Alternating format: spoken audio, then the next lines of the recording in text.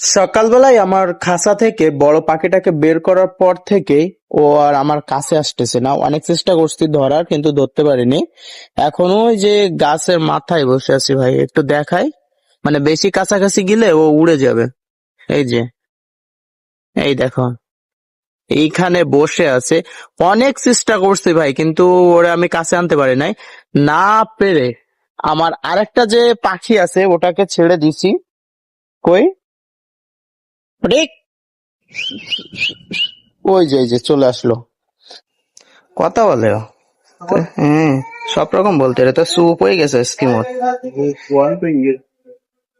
ওই সকালবেলায় উঠে আমার বাইক নিয়ে আসে একটা ওইডি ডাক পেনে, রাফি রাফি রাফি কই, তারপর আল্লাহু আম্মু।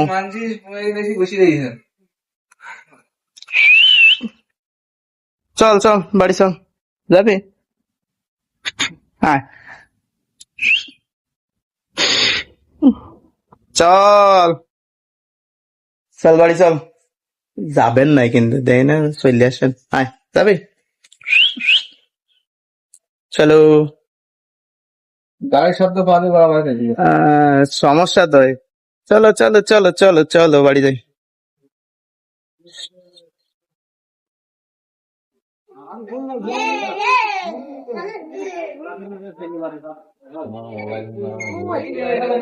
তো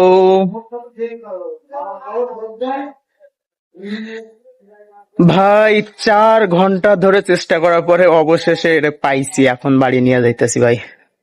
অবস্থা খারাপ হয়ে গেছে। আমাদের বাজারের ভিতরে যে কাঠগুলো আছে ওই কাঠগুলার ভিতরে যে বসে রয়েছে আর আসবে না।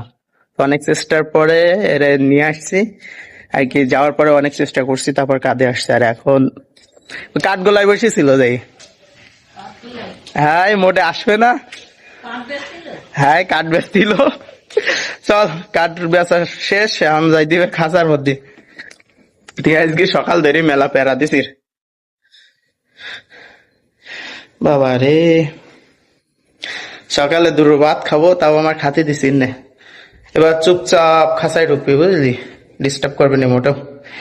এখন ওরে নিয়ে যাচ্ছি আমাদের খাঁচার এখানে। দেখো ভাই, এখন আর ভয় পাচ্ছে না, কিন্তু সকালবেলায় যে কি হয়েছে আমি বুঝলাম না। ওরে একটা বিড়ালের তাড়া করছিল, ঠিক আছে? তারপর থেকে আমার কাছে আসে না। ওই দেখো আমাদের আরেকটা পাখি, ওই যে খাঁচার ভিতরে।